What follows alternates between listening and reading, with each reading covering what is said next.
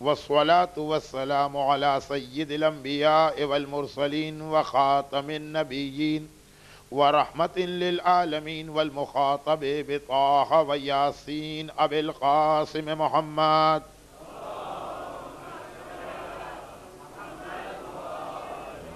وآله وأهل بيته وفطرته الطيبين الطاهرين المعصومين لا سيما على الإمام المنتظر والحجة الثاني عشر عجل اللهم له الفرج ولعنة الله على أعدائهم أجمعين. أما بعد فقد قال الله عز وجل في محكم كتابه الحكيم بسم الله الرحمن الرحيم عسى أن تحبوا شيئا وهو خير لكم وعسى أن تكرهوا شيئا وهو خير لكم. صلوات.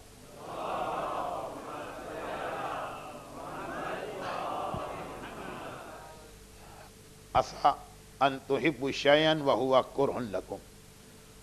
اے ایمان لانے والوں، کبھی ایسا ہوتا ہے کہ تمہیں ایک چیز بہت اچھی لگتی ہے، تمہارا دل چاہتا ہے کہ یہ تمہیں مل جائے، ہو سکتا ہے کہ تم اس کے لیے دعاؤں پر دعائیں کر رہے ہو، لیکن وہ تمہارے لیے نقصان دہ ہے، تمہارے لیے بری ہے، تمہارے لیے آگے چل کر اس کے اندر کوئی نہ کوئی خرابی ہے. وَعَسَىٰ أَن تُكْرِهُوا شَيْئًا، اور کبھی ایسا ہوتا ہے کہ ایک چیز تمہیں قطعاً پسند نہیں ہے، تم اسے مکروہ سمجھتے ہو، لیکن وَهُوَ خَيْرٌ لَكُمْ، اسی چیز میں تمہارے لیے کوئی خیر، کوئی بھلائی اور کوئی بہتری پوشیدہ ہے. قرآن کریم کی یہ آیت ان تمام مجالس میں تلاوت نہیں کی جائے گی. میں کوشش کروں گا کہ تقریباً ہر مجلس میں قرآن کی ایک مختلف آیت تلاوت کی جائے، تاکہ جو میں میسج آپ کو ڈیلیور کرنا چاہ رہا ہوں وہ یہ بات بالکل واضح ہو جائے کہ قرآن میں صرف ایک جگہ نہیں آیا، بار بار قرآن نے اس کا تذکرہ کیا. اور ہمارا یہ میسج جس عنوان یا سبجیکٹ کے تحت ہے وہ ہے آور ڈیوٹیز ٹوارڈز کربلا اینڈ امام زمانہ.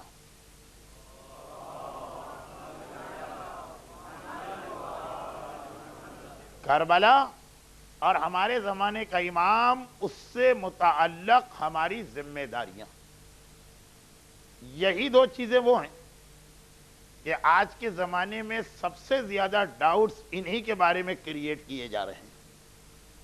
کربلا کا اس انداز سے نعوذ باللہ ایک پوسٹ مارٹم کیا جاتا ہے یا انالیسس کیا جاتا ہے کہ جس میں آخر میں یہ رزلٹ نکلتا ہے کہ امام حسین شہید ہوئے، باقی سب غلط ہے.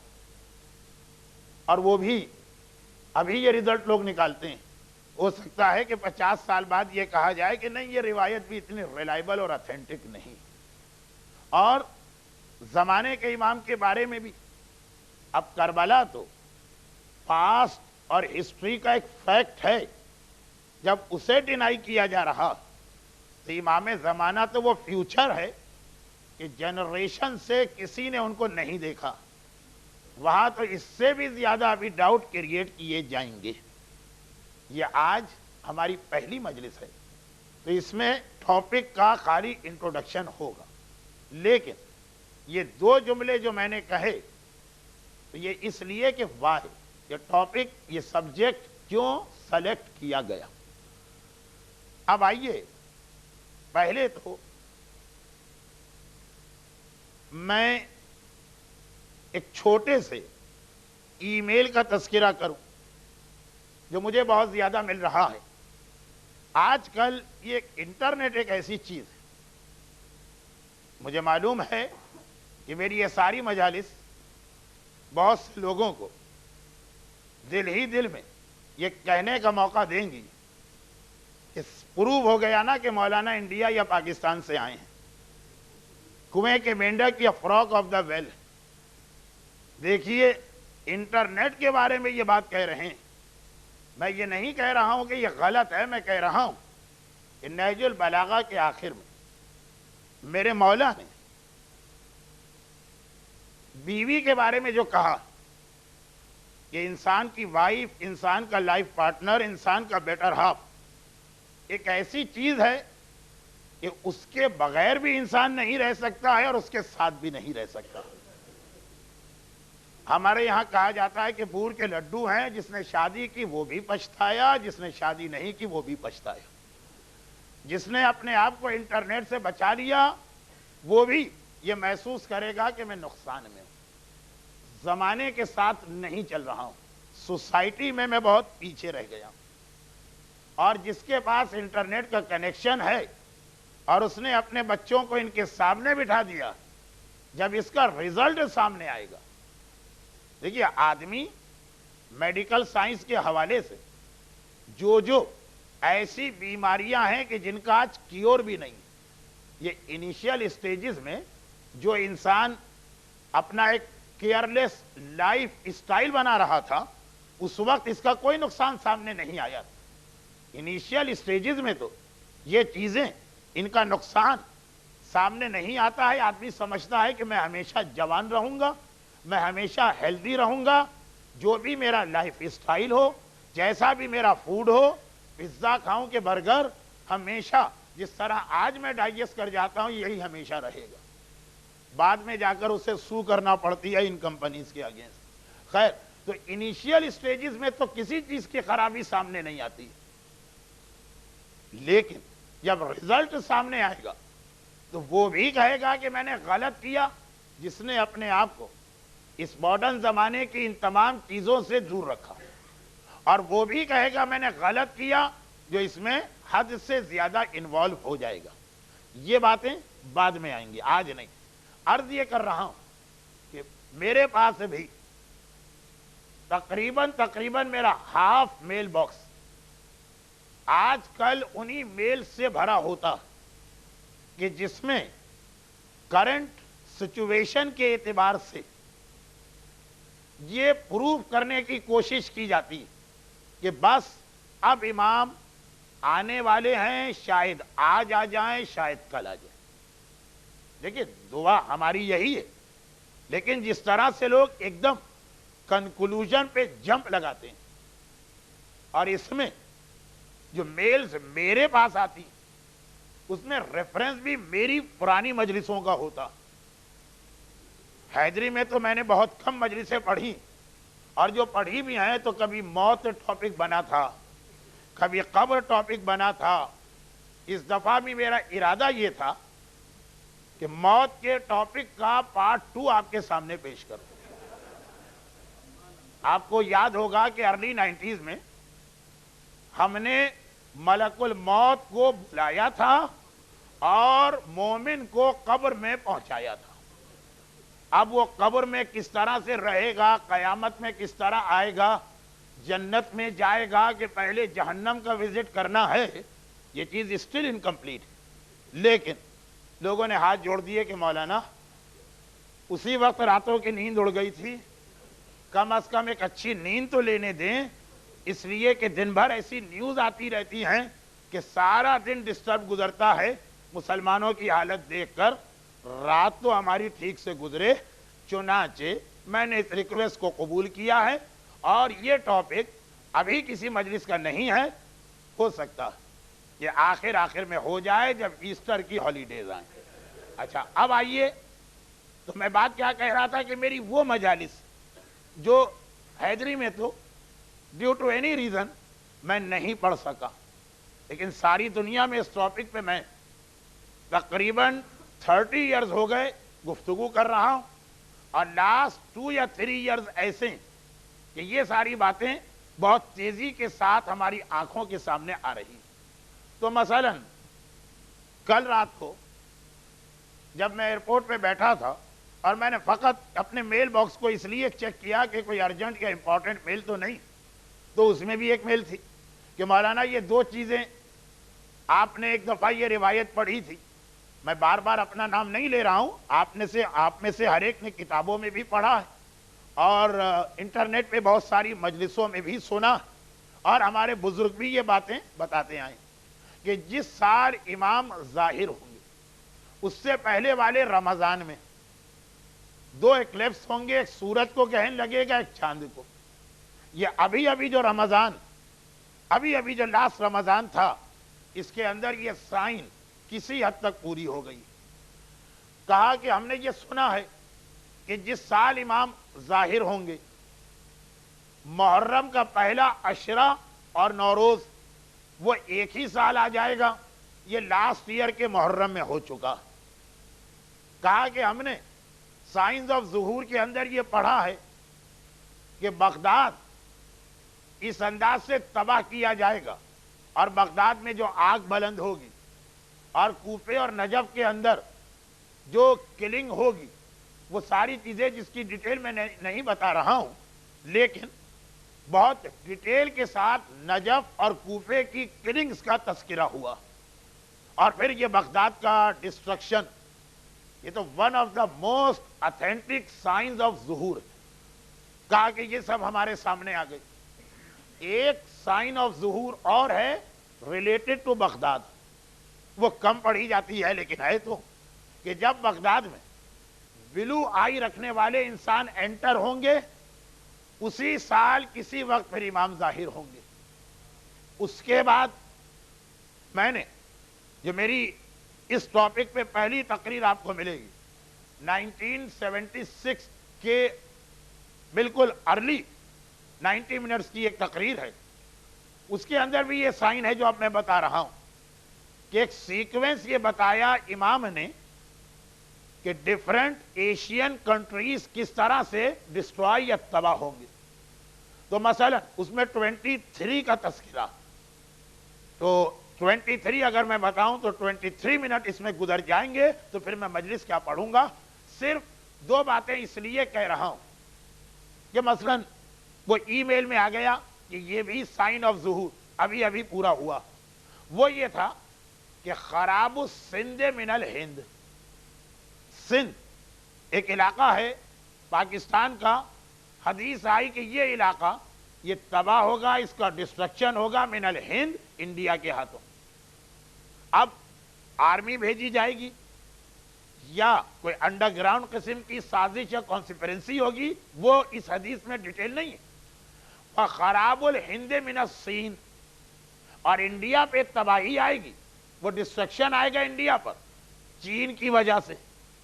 وہ خراب الصین، اب یہ تیسرا جو جملہ ہے اس حدیث کا وہ کسی نے پوائنٹ آؤٹ کیا. وہ خراب الصین ہے، اور یہ جو چین ہے اس پہ کون اٹیک کرے گا؟ حدیث ہے کہ ایک ایسی بیماری آئے گی جو کسی کی سمجھ میں نہیں آ رہی ہوگی، اور اس کے نتیجے میں یہ علاقہ جو ہے بہت زیادہ افیکٹڈ ہوگا. اچھا، میں پرسنلی یہ بات اپنے بارے میں بتاؤں کہ 5 مہینے ہو گئے ہیں میں اپنے اسٹیشن سے باہر ہوں، اور جہاں جہاں جاتا ہوں ہر جگہ مجھے آسانی کے ساتھ نہ انٹرنیٹ ملتا ہے، نہ ٹیلی ویژن ملتا ہے، نہ نیوز پیپرز. تو بہت ساری چیزیں تو جنرل پبلک مجھے انفارم کر رہی ہے. تو سنا ہے کہ آج کل واقعاً کوئی ایسی بیماری پھیلی ہے جو اسٹارٹ چین یا ہانگ کانگ سے ہوئی اور اتنا بڑھ گئی کہ لوگوں نے کہا مولانا آپ یہاں کے فوراً بعد ٹورنٹو جا رہے ہیں، مت جائیے ٹورنٹو. اور کچھ نے کہا کہ کل ہی چلے جائیے، ہماری جان تو چھوٹ جائے. خیر، اب وہ تو ہر آدمی کا اپنا اپنا ایک انداز ہوتا ہے. خلاصہ یہ کہ کہا گیا کہ گہن لگیں گے اس رمضان، نوروز اور پہلا عشرہ، یہ جو لاسٹ اس محرم سے پہلے والا محرم، یہ جو بغداد کا ڈسٹرکشن، یہ جو بلو آئی والے لوگوں کا بغداد میں انٹر ہونا، یہ جو چین کے علاقے میں خاص قسم کی وبا اور بیماری پھیلنا، یہ ساری باتیں تو وہ کہ جو دنیا کی پالیٹکس کو دیکھتے ہوئے ہمارے سامنے آ رہی ہیں. تو کنکلوژن اس نے یہ نکالا. پھر اس کے بعد ایک ایسا سائن آف ظہور ہے کہ جو بہت ڈیٹیل ڈسکشن چاہتا، اور وہ یہ ہے، میں ڈیٹیل ڈسکشن نہیں کر رہا ہوں، خالی اشارہ کر رہا ہوں. آج ہمارے ٹاپک یا سبجیکٹ کا انٹروڈکشن وہ یہ کہ یہ ہے نا کہ آخر میں سیریا، اور سیریا کو بھی اور زیادہ آپ لمیٹڈ کریں ڈیمسکس، ویسٹرن کنٹریز اپنے ایک پپٹ کو لا کے بٹھائیں گے اور اس کے ذریعے سے پورے مڈل ایسٹ کو تباہ کیا جائے گا. لوگوں نے کہا کہ اس وقت جو سچویشن ہے وہ ٹوارڈ اسی جانب جا رہی ہے. اچھا یہ تو ہو گیا چند امپورٹنٹ پولیٹیکل نشانیاں یا سائنس. کنکلوژن اس ای میل میں نکالا گیا کہ دیٹ مینس بہت ہی قریب ویری نیئر فیوچر ہو سکتا ہے کہ ود ان ویک یا ود ان منتھ امام آ جائے. یہ اس کا کنکلوژن ہے, وہ میرا نہیں. اب آئیے احادیث کے اندر کچھ جنرل قسم کی سائنس آف ظہور آئی ہیں. یہ تو بہت ہی اسپیسیفائی کر کے دنیا کی جغرافی یا پولیٹکس سے ریلیٹڈ ہے, کرنٹ افیئر سے. کچھ جنرل قسم کی ہمارے پاس سائنس آف ظہور آئی ہیں. فار ایگزامپل صادق آل محمد امام جعفر صادق علیہ الصلاۃ والسلام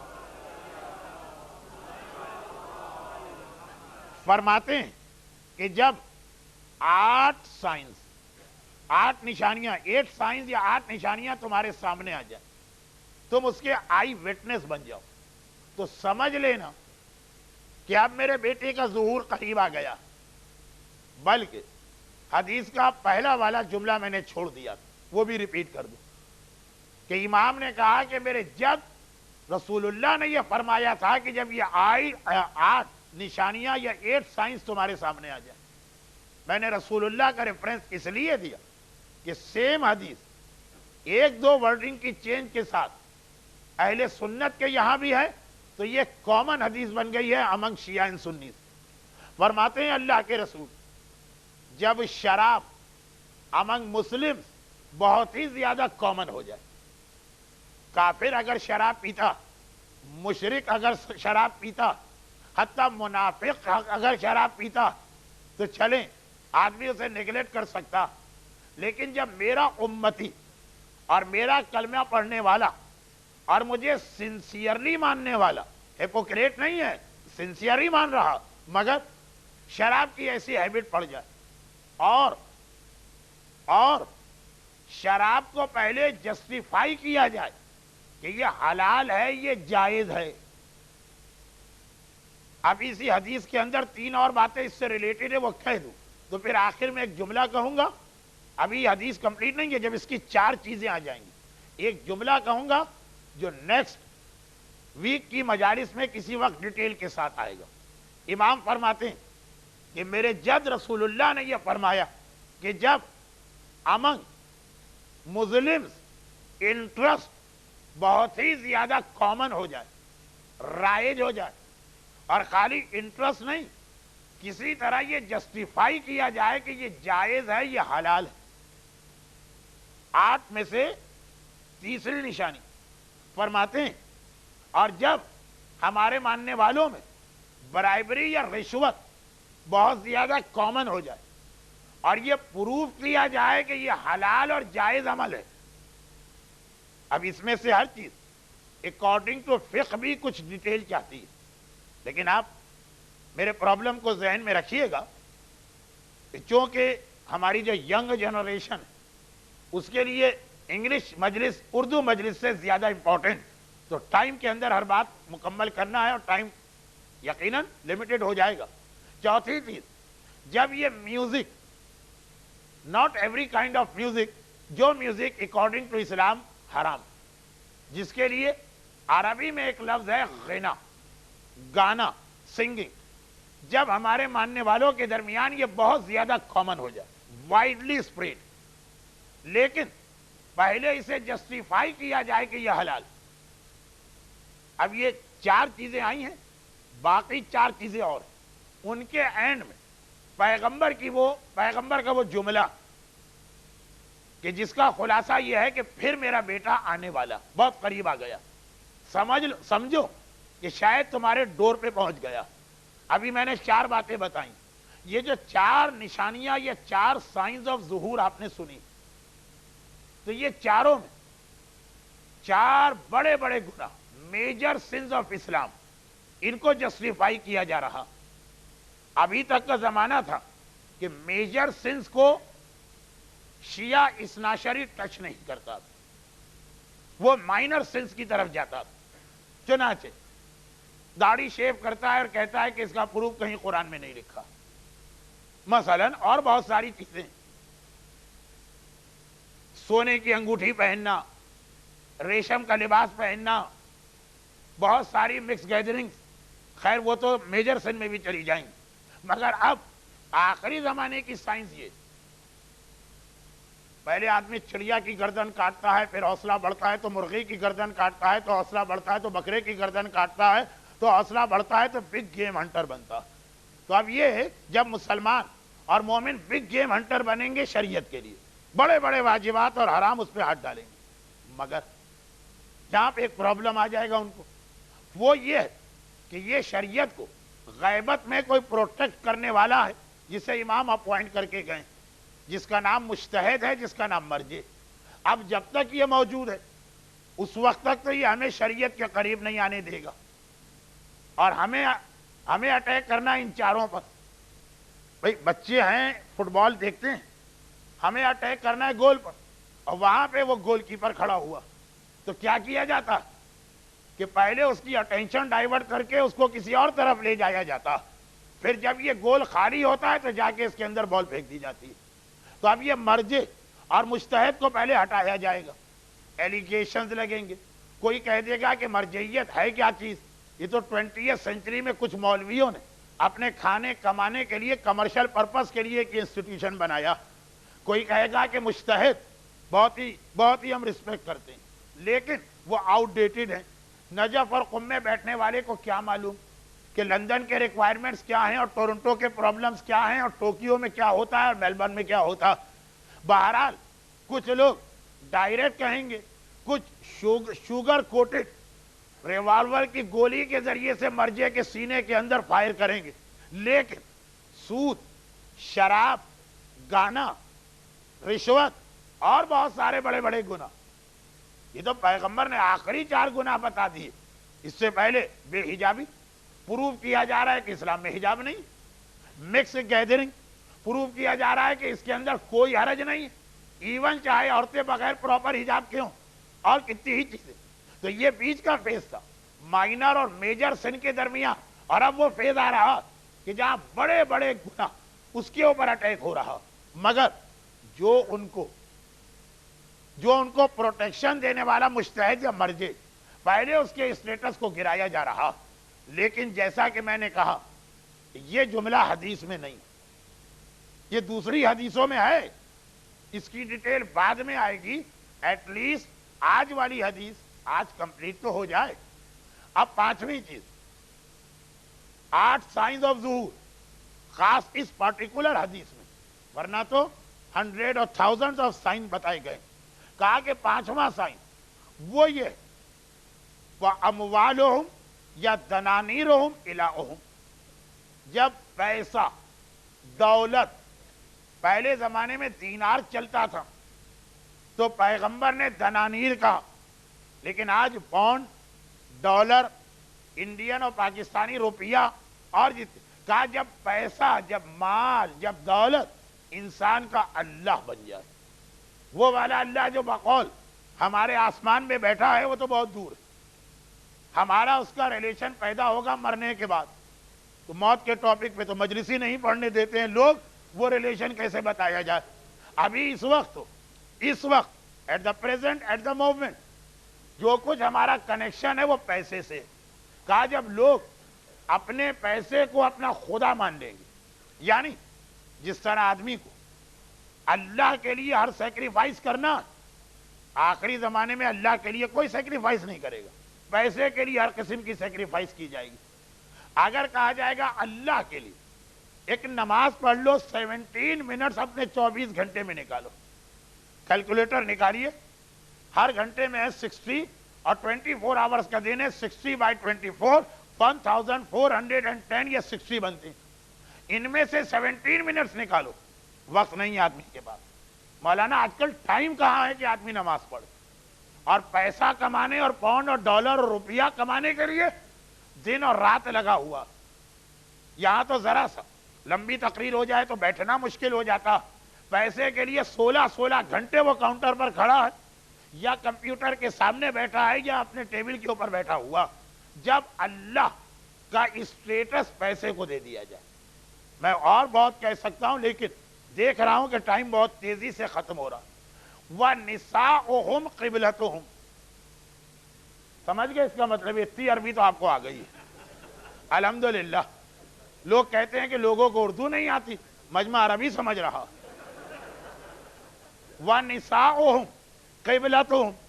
اور جب حالت یہ ہوگی کہ عورتیں وہ آدمی کا قبلہ بن جائیں گی. یعنی قبلہ کسے کہتے ہیں؟ کہ آدمی ہر اچھا کام قبلے کے ڈائریکشن میں کرنا چاہتا. کچھ چیزیں اسلام نے واجب کی ہیں، نماز قبلے کے ڈائریکشن میں. کچھ چیزیں واجب نہیں ہیں، دعائے کمیل واجب نہیں ہے، لیکن پھر بھی جہاں چانس ملتا ہے آدمی قبلہ رخ بیٹھتا. اور کوئی ایسا کام نہیں کرتا جس کو قبلے کی انسلٹ یا توہین کہا جائے، جو قبلے کا ایک اسٹیٹس ہے. آخری زمانے میں اس قبلے کا تو یہ اسٹیٹس نہیں رہے گا. خانہ کعبہ عورت کا یہی اسٹیٹس ہو جائے گا. جو کام ہے پہلے وہاں سے پرمیشن لینا ضروری ہے. کوئی بات انسان ایسی نہیں کہہ سکتا جس سے عورت کی انسلٹ فیل ہو رہی ہو. چنانچہ اتنا بھی اس سے نہیں کہا جا سکتا کہ بہن ذرا سر پہ اسکارف کم از کم مجلس امام میں تو آتے وقت ڈھنگ سے ڈال لو. اتنا بھی نہیں کہہ سکتا، برا مان جائے گی. اللہ برا مان جائے کوئی واندہ نہیں، گجراتی کے لفظ ہے شاید. لیکن عورت نہیں. اب یہ ساری چیزیں الگ الگ تقریر چاہتی ہیں، میں شارٹ کرتا ہوں. وَلَا يَبْقَى مِنَ الْقُرْآنِ إِلَّا رَسْمُ. 7th sign. اور حالت یہ ہے کہ قرآن وہ کہیں نہیں رہے گا. بھائی جو پیپر پہ پرنٹنگ ہے نا، بھائی یہ قرآن کا اسکرپٹ، یہ کتابت، یہ لکھا ہوا تو رہے گا. باقی قرآن کہیں نظر نہیں آئے گا. ایکچول قرآن کیا؟ ایکچول قرآن ہر مومن ہے موونگ قرآن یا موبائل قرآن. اول سے آخر تک جو قرآن کہہ رہا ہے وہ ایک مومن کا لائف اسٹائل ہونا چاہیے. وہاں پہ آیت لکھی ہے مومن کی زندگی میں، یہ آیت نظر آنا چاہیے. وہ پڑھنے والا ہے، مومن کو دیکھ کے آدمی قرآن سمجھتا. لیکن آخری زمانے میں ایسا نہیں ہوگا. قرآن کی ساری باتیں بس لکھی بھی تو ہیں، اس کے علاوہ اسلامک سوسائٹی میں کوئی چیز قرآن والی نظر نہیں آئے گی. وَلَا يَبْقَى مِنَ الْإِسْلَامِ إِلَّا اسْمُهُ. اور حالت یہ ہے کہ اسلام کہا جی آج دنیا میں مور دین 1 بلین مسلمز ہیں. پیغمبر، رسول اور پروفٹ جو اسلام لے کر آئے، کہہ رہے مگر آخری زمانے کے اندر صرف نام کا اسلام تو رہ جائے گا. اگر کسی فارم میں کوئی کالم آیا کہ آپ کا ریلیجن، آپ نے لکھ دیا اسلام. ایک دوسرے سے ملے اپنے آپ کو مسلمان کا. اس کے علاوہ اسلام کی کوئی سائن، اسلام کا کوئی کیریکٹرسٹک، اسلام کی کوئی خصوصیت نظر نہیں آئے گی. بلکہ اتنا ریورس اسلام ہو جائے گا کہ اسلام کسے کہتے ہیں؟ میننگ اسلام کی ایک دوسرے کے لیے سلامتی، امن، سیکیورٹی اور پیس، یہ ہے اسلام کے معنی. کہا کہ صرف نام کا اسلام ہوگا، ورنہ سب سے زیادہ خطرہ مسلمان کو مسلمان ہی سے ہوگا. وہ اسلام جس کے اپنے میننگ ہے سلامتی، سیکیورٹی، پروٹیکشن، پیس، اور جس کا اسٹارٹ ہوتا ہے السلام علیکم. جب دو مسلمان ملے کیا آرڈر ہے کہ سلام کرو. یعنی سامنے والے کو یہ ایشورنس دلاؤ کہ مجھ سے نہ ڈرنا، میں تمہارے لیے کوئی خطرہ نہیں ہوں، میں تمہارے لیے سلامتی اور پروٹیکشن کا میسج لے کے آ رہا ہوں. اور وہ پلٹ کے کہتا ہے وعلیکم السلام، اور اسی طرح میں بھی تمہارے لیے سلامتی لے کے آ رہا ہوں. اسلام اسٹارٹ یہاں سے ہوتا. مگر آخری زمانے میں کیا ہوگا؟ یہ حدیث ایک شہزادی کی، اور شہزادی اپنے بابا سے یہ حدیث نقل کر رہی ہے. ان شہزادی کا نام بھی بہت کم لوگوں کو معلوم ہے، اگر چاہیے چوتھے امام کی وائف اور 5ویں امام کی مدر. اور اپنے جس بابا سے یہ حدیث نقل کر رہی ہیں ان کا نام تو پتا ہے لوگوں کو، مگر ان کے حالات بہت کم معلوم. شیخ ابو جعفر طوسی اپنی کتاب الغیبہ میں لکھتے ہیں کہ امام حسن مجتبی علیہ الصلاۃ والسلام کی بیٹی، نام بہت سنا ہے لیکن امام حسن کی لائف ہسٹری سب سے کم ہمارے یہاں ڈسکس ہوتی ہے. فرماتے ہیں کہ امام حسن کی بیٹی جن کا نام تھا فاطمہ، فاطمہ امام کی ماں کا نام بھی تھا، اور اسی محبت میں امام نے اپنی بیٹی کا نام بھی فاطمہ رکھا. جن کی شادی بعد میں چوتھے امام سے ہوئی، کزن میرج، اور پانچویں امام اس دنیا میں آئے. وہ حسن کی بیٹی کوٹ کر رہی ہے اپنے بابا سے، فرماتے ہیں کہ لا یکون الامر الذی ینتظرون، کہ جس کے لیے تم آخری زمانے میں ویٹ کر رہے ہو کہ وہ آ جائے، وہ آ جائے، جو تمہارا اویٹڈ سیویئر، وہ کبھی نہیں آئے گا. کب تک نہیں آئے گا؟ ٹائم لیمٹ بتا رہے امام. پیغمبر نے کہا لاسٹ سائن یہ ہے کہ اسلام کا نام رہ جائے گا. اب سنیے یہ امام کی حدیث، فرماتے ہیں وہ نہیں آئے گا حتی یبرؤ بعضکم من بعض و یلعنُ بعضکم بعضا و یسمی بعضکم بعض الکذابین و یسمی بعضکم بعضا کفرا. کہا سنو، میرا بیٹا آخری زمانے کا امام جس کا تم ویٹ کر رہے وہ نہیں آئے گا جب تک until and unless ہمارے شیعوں کی یہ حالت نہ ہو جائے کہ ایک دوسرے پہ تبرہ کریں، بیزاری کہیں کہ ہم تمہارا چہرہ بھی دیکھنے کو تیار نہیں. ہمارا شیعہ اسلام کہتا ہے کہ کلمہ پڑھنے والا آیا، ارے آگے بڑھ کے اس کو سلام کرو اور اسے یہ ایشورنس دلاؤ کہ تمہاری جان، تمہارا مال اور تمہاری عزت یہاں پہ پروٹیکٹڈ ہے. اور حالت یہ چاہے وہ مسلمان دل سے ہپوکریٹ کیوں نہ ہو. اور میرا یہ امام کہہ رہا کہ آخری زمانے میں ہمارا شیعہ اس کی حالت ہی ہوگی، کافروں کے ساتھ اسمائلنگ فیس کے ساتھ ملیں گے، مشرکوں کے ساتھ ان کے بڑے اچھے تعلقات ہوں گے، منافقوں کے ساتھ ہینڈ شیک کرنے کو تیار ہوں گے. لیکن مومن کے سامنے آیا، اس نے اسے دیکھ کے منہ پھیر لیا، اس نے اسے دیکھ کے منہ پھیر لیا. ہم تمہارا چہرہ نہیں دیکھنا چاہتے ہیں. 5 باتیں کہی ہیں اس حدیث میں. فرماتے ہیں اور ایک شیعہ دوسرے شیعہ پہ لعنت کرنے لگے گا جو صرف دشمنان خدا اور دشمنان اہل بیت پہ بھیجی جاتی ہے. اتنا آپس میں ڈفرینسز ڈیولپ ہو جائیں گے کہ شیعہ پہ لعنت بھیجے گا. اور تیسری بات، سب ایک ہی چیز ہے، ایک ہی پرابلم ہے جس کو امام مختلف اینگل سے ایلوبریٹ بھی کر رہے ہیں اور شاید اس کے اسٹیجز بھی بتا رہے ہیں. کہ پہلا اسٹیج یہ آیا تھا کہ ڈفرینس آف اوپینین کی وجہ سے خالی بات چیت بند کر دی، کسی نے آ کے کمپرومائز نہ کرایا، ان میں سے کسی نے ٹروتھ کو تلاش نہ کیا، تو نیکسٹ اسٹیج آ گیا کہ اب لعنت بھیجی جا رہی. تھرڈ اسٹیج، اور ایک گروپ شیعوں کا دوسرے گروپ کو کہے گا تم جھوٹے ہو، جھوٹ بول رہے ہو، یہ نان سینس باتیں. ارے ایک دوسرے کو تو چھوڑیں. بعض مومنین کی عادت یہاں تک ڈیولپ ہو گئی ہے کہ ممبر پہ جانے والے ذاکر اور عالم کی تقریر سنتے کہتے نان سینس، نعوذ باللہ، ربش، سب جھوٹ. وہی لفظ آتا ہے جھوٹ، فیبریکیٹڈ، جو امام کہہ رہے ہیں کہ آخری زمانے میں ہمارے شیعوں کی حالت ہوگی. واہ. اور چوتھی بات یہ ہے کہ اتنا بیچ میں اینیمیٹی ڈیولپ کر جائے گی کہ ایک دوسرے کے چہرے پہ تھوک دیں گے. اور آخری بات، جس نے یہ بتا دیا کہ یہ سارا پرابلم کس لیے، کیا بزنس میں کوئی ایسے پرابلمز آ گئے، کیا فیملی لائف میں کوئی ایسے پرابلم آ گئے؟ نہیں.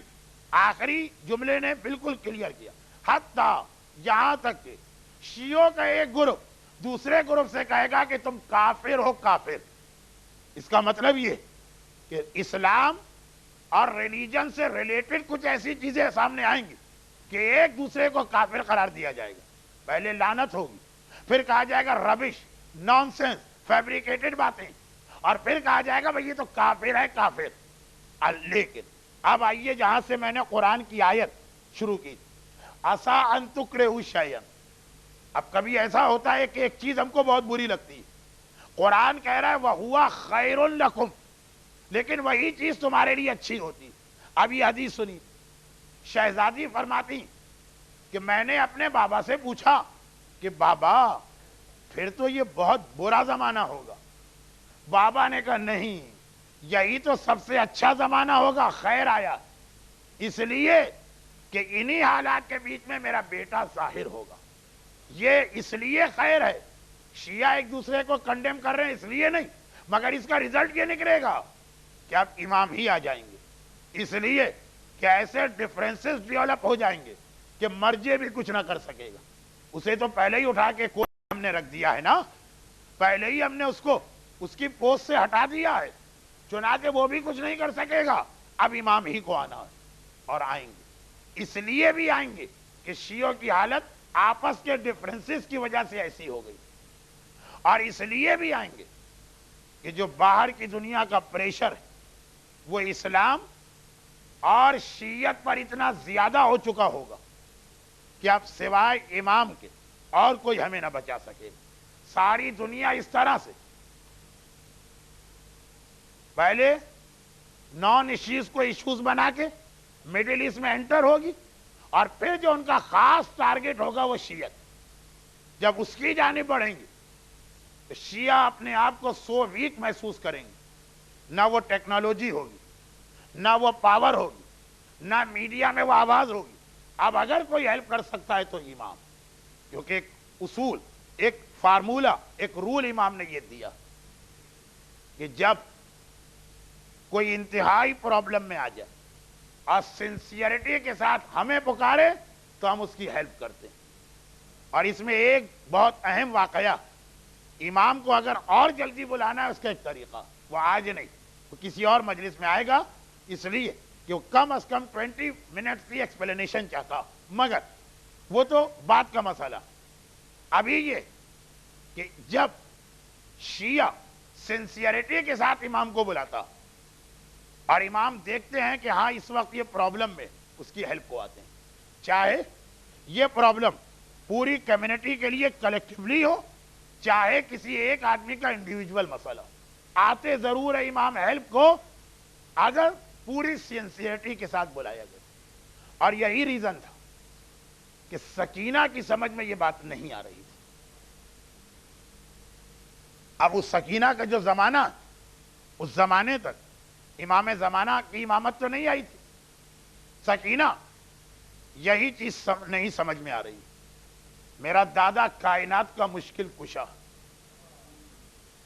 دنیا میں کوئی میرے دادا کو بلائے، شیعہ ہو، آرڈنری مسلمان ہو، منافق ہو، کافر ہو، مشرک ہو، ان کا اپنا دشمن ہو، میرا دادا ہر ایک کی ہیلپ کو آتا.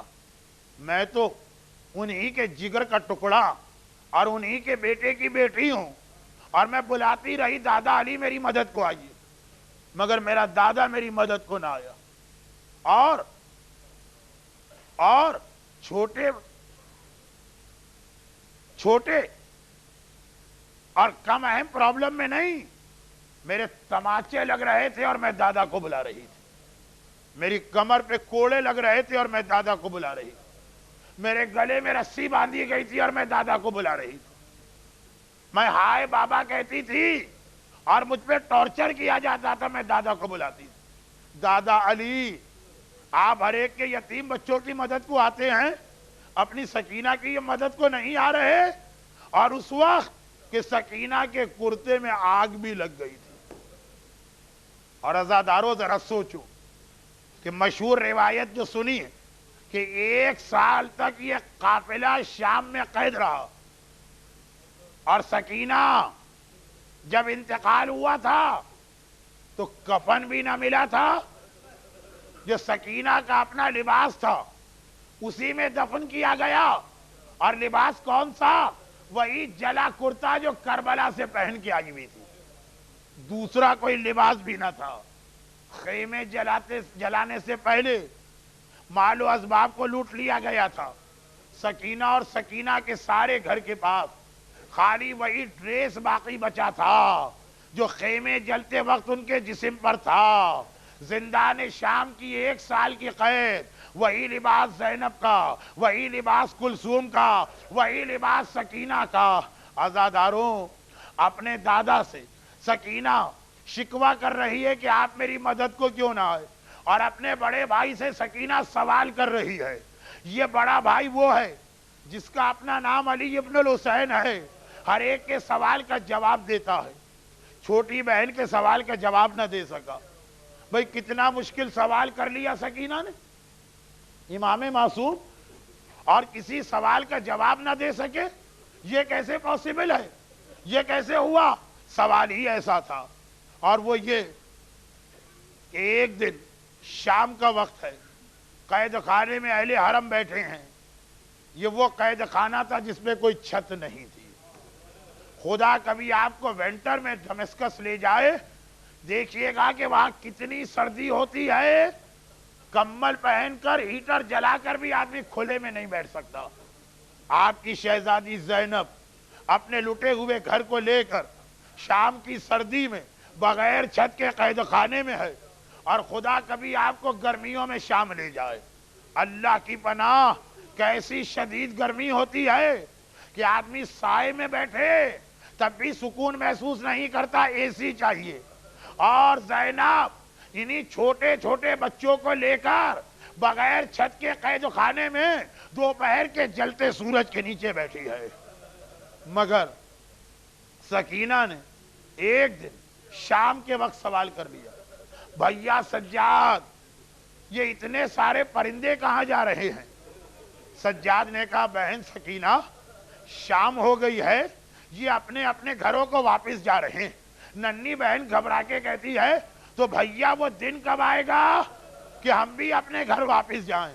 عزادارو، منبر سلونی کا وارث میرا چوتھا امام ہر ایک کے اس سوال کا جواب دے سکتا ہے۔ زینب پوچھے، کلثوم پوچھے، رباب پوچھے، سکینہ کے سوال کا جواب نہیں دے سکتے۔ کیسے کہیں ننھی سکینہ، ہم میں سے ہر ایک اپنے گھر جائے گا، تجھے اسی قید خانے میں رہنا ہے، تجھے مدینہ پلٹ کے نہیں جانا، تجھے اپنے گھر نہیں جانا، یہی قید خانہ تیرا گھر بننے والا ہے۔ اور ایک روایت کے مطابق آج کی رات وہ رات آ گئی جب سکینہ کو اسی قید خانے میں دفن کرنا ہے۔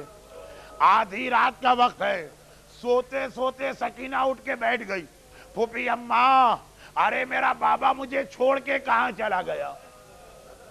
زینب نے کہا، سکینہ، تجھے پتا ہے کہ بابا کربلا میں ہے؟ کہا، میں اس کی بات نہیں کر رہی، ابھی میں سوئی تھی تو خواب میں دیکھا میرا بابا آیا ہے اور ان کے ساتھ میری دادی آئی ہیں۔ بابا نے کہا، دادی کو سلام کرو۔ میں نے کہا، بابا آپ کے بعد مجھ پہ بڑی مصیبتیں آئیں۔ بابا نے کہا، گھبرانا نہیں، آج تیری مصیبتوں کی آخری رات ہے، تیری دادی تجھے لینے آئی ہیں۔ بابا وعدہ کر کے کہاں چلا گیا؟ زینب نے یہ جملہ سنا، سمجھ گئی سکینہ دنیا سے جانے والی ہے۔ آواز دی، سیدانیوں، ارے بیبیوں، جلدی اٹھو، سنو میری بچی کیا کہہ رہی ہے۔ اب سکینہ بیچ میں ہے، چاروں طرف بیبیوں نے ماتم شروع کیا۔ آواز یزید کے محل تک پہنچ گئی۔ یزید نے گھبرا کے کہا، ارے کیا مجھے آج رات بھی نیند نہیں ملے گی؟ جاؤ بچی کو خاموش کراؤ۔ غلاموں نے ہاتھ جوڑ دیے، یزید ہر کام کر سکتے ہیں، اس بچی کو خاموش نہیں کرا سکتے۔ کیسے خاموش کرا؟ اگر تماچے مارتے ہیں وہ اور روتی ہے، بابا اپنی سکینہ کو بچا لے۔ اگر کوڑے مارتے ہیں یہ بچی اور روتی ہے، چچا عباس ذرا آ کے اپنی سکینہ کی مدد کر لے۔ یزید نے کہا، تو پھر کوئی طریقہ نہیں ہے اسے خاموش کرانے کا؟ ایک کنیز نے کہا کہ ایک چیز سمجھ میں آتی، ابھی وہ بار بار کہہ رہی ہے ہائے بابا، اس کے بابا کا کٹا سر تیرے پاس ہے، یہ سر بھجوا دے، شاید باپ کا سر دیکھ کر بچی کو سکون آ جائے۔ ادھر قید خانے میں چلے، ایک بار روتے روتے سکینہ کھڑی ہو گئی اور دروازے کی جانب جانے لگی۔ زینب نے کہا، سکینہ کہاں جا رہی ہو؟ کہا، مجھے میرے بابا کی خوشبو آ رہی ہے، ایسا لگ رہا ہے دروازے سے میرا بابا آنے والا ہے۔ اور ایک دم دروازہ کھلا، کنیزیں ایک تشت لے کے آئیں جس پہ کپڑا پڑا ہے، زینب کے سامنے تشت رکھا۔ شہزادی، یزید نے یہ تشت بھجوایا ہے۔ زینب نے ایک مرتبہ کپڑا ہٹایا، ہائے بہن کی آنکھوں کے سامنے بھائی کا کٹا سر۔ عزادارو، ساری بیوی اپنی جگہ سے کھڑی ہو گئی۔ پہلے تو سب نے وہی ڈائریکشن میں سلام پڑھا، السلام علیکہ یا ابا عبداللہ، السلام علیکہ یا ابن رسول اللہ۔ پھر زینب نے سر اٹھا کے سکینہ کو دیا، لے سکینہ، بابا کو یاد کر رہی تھی، تیرا بابا آ گیا۔ سکینہ کہنے لگی، بابا تیری سکینہ نے تیرے بعد بڑی مصیبتیں برداشت کی. ارے میرے رخسار دیکھ, اب تک تماچوں کے نشان, ہائے میری کمار, اب تک کوڑوں کے نیل. ایک بار سکینہ کی آواز بند ہو گئی. زینب گھبرائی, سجاد ذرا آگے بڑھ کے دیکھ, میری سکینہ کیوں خاموش ہو جائے. خدا کسی بڑے بھائی کو چھوٹی بہن کی یہ حالت نہ دکھائے. بس ایک بار قریب آئے, سکینہ کا ہاتھ پکڑا, پلٹ کے کہا, پھوپھی اماں انا للہ و انا الیہ راجعون, میری بہن مجھے چھوڑ کے چلی گئی. ہائے میرا آقا کفن بھی نہ لا سکا, ہاتھوں میں سکینہ کا لاشا لے کے چلا, تابوت بھی ان کے انتظام نہ ہو سکا. سجاد نے اسی طرح ننھی بہن کو قبر میں اتارا, مگر آپ تو تابوت کا استقبال کرے. ہائے سکینہ, ہائے زینب.